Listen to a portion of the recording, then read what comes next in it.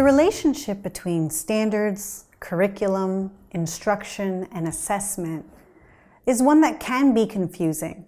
And sometimes we end up talking about them in our buildings or with our faculty, and we use them interchangeably. So we want to take a moment to calibrate our language to make sure we're comfortable with what we're describing each piece of the standards, curriculum, instruction, and assessment, and how they work together. To do that, we want to work with an analogy, a building analogy. So standards. Standards are an area where we've made a commitment to consistency. I don't rewrite the standards. They are what they are. But we don't want to let them be more than they are. So for the analogy, standards are building codes. They are the minimum of what we expect. They are a target. And when we work with building codes, they're there for safety, for consistency, and we try to make sure our buildings meet code. So when we work with building codes are written by people, by professionals, and they have an identity of them. So our standards are written by people. They're not perfect, they don't know everything, but they have an identity and an agenda and a bias. So when we're working with standards, we want to create a tool called a year-long context. And what a year-long context does is it organizes the standards, creates bundles, sees connections within sets of standards that make sense. And we use tools like a year-long context to organize our alignment to them. Curriculum, on the other hand, is actually what happens in a given building. A curriculum would have the identity of an organization or a building or a classroom. So curriculum would have two tools. One is a curriculum map. So for our analogy, a curriculum map is like a blueprint. An architect might make a blueprint to show what the intended building would look like.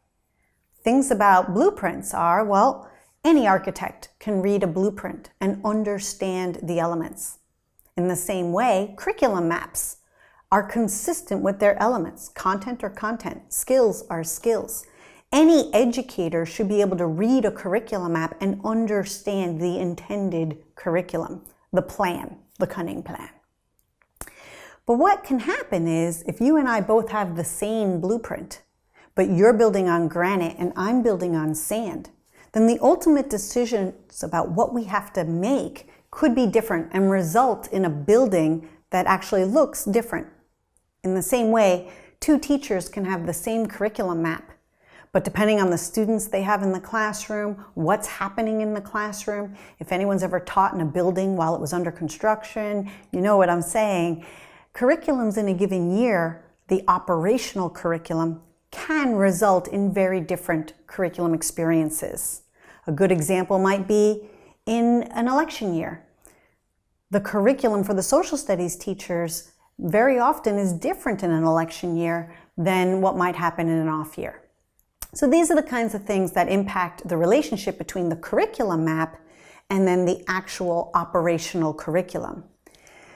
When I'm working with a building and I'm trying to design a building, an architect might say, well, Marie, what's your intent? Who's the building for? What is its purpose? What is its identity? I would never actually have an architect say, Marie, we're going to build a building and it's going to exemplify the building codes. I don't even know what that means. What, are we going to have a room full of outlets at 1.5 feet off the ground? In the same way, it doesn't make sense for a building to say, we're going to have a curriculum that exemplifies the standards. So when we say things like, oh, that's a Common Core curriculum, I don't even know what we're talking about. The Common Core standards are just standards. So they have things like multi-digit addition and subtraction, or identifying the main idea and supporting details. That's not a curriculum. It doesn't tell me what we're reading or the ideas that we're working through. So in that sense, we want to be real clear that we're having conversations about curriculum. What's our purpose? What's our theme? What's the identity of our school? That's where a curriculum starts. And then once we have our building in terms of its design, we go and make sure it meets code. When we're connecting standards, which are the most consistent, and curriculum, which has an insidious design because in some ways it's consistent to the standards, but in other ways it's flexible to the needs of the students and the operational curriculum. Instruction is flexible, completely flexible, in the sense that it is the how teachers and educators are going to make the curriculum accessible to the learner. So in the analogy, when a general contractor agrees to build on a site, every day that general contractor is going to show up there and survey the site and make decisions about exactly what will happen, or building plans, if you will, daily building plans, so that if it rained the night before, even though we intended to pour concrete today, we're not going to, because the concrete won't set. So we make an adjustment, we respond to timely needs. In a similar way, teachers come into the classroom every day, they meet their students, they survey what's going on, and they make lesson plans that respond to the needs of the students and the learning environment that we're in.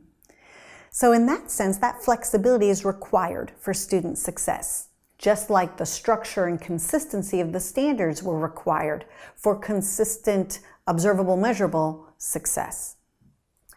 The last area of our relationships that we want to talk about would be the assessment. So the neat thing about assessment is that it relates individually to all of the compartments that we've just talked about. So assessment evidence of standards, what would that be? Common assessments that are clearly aligned to the targets that come from standards might be found in what we would call common assessments, benchmark assessments, standardized tests. All of these could be classified as assessment evidence of the standards. Assessment evidence of curriculum would often be things like cornerstone assessments, as Grant Wiggins and Jay McTighe describe them, or celebrations where students can show off maybe in a showcase portfolio or in some sort of presentation the skills and the content and the thinking that they've been doing curricularly. In many, many cases, these kinds of things connect to not just the standards, but they go above the standards, or they move outside of the realm of the standard expectations. So in many ways, it's those curriculum assessments that show the identity of the school, and in many cases, the growing identities of the learners. Assessment evidence of instruction is not just, oh, here are my lesson plans, instruction happened. We know instruction happened. We're not here to look at the assessment evidence of, were there lesson plans? What we want to know is, did the learner engage with the actual experience? So again, when we think about trying to force a child to learn something, it's an awkward experience, and there's no evidence that they engaged. Now, you might have a curriculum that is so aligned, Heidi Hayes Jacobs would want to laminate it. Or you might teach with the passion that would make Marzano want to weep for joy. But if the child does not accept the invitation, if a learner does not engage, then we're not going to get them as far in the content and skills as they could have. That's very important information for us to think about. So when we say assessment evidence of instruction, we're looking for, to what extent did the learner accept the invitation and engage?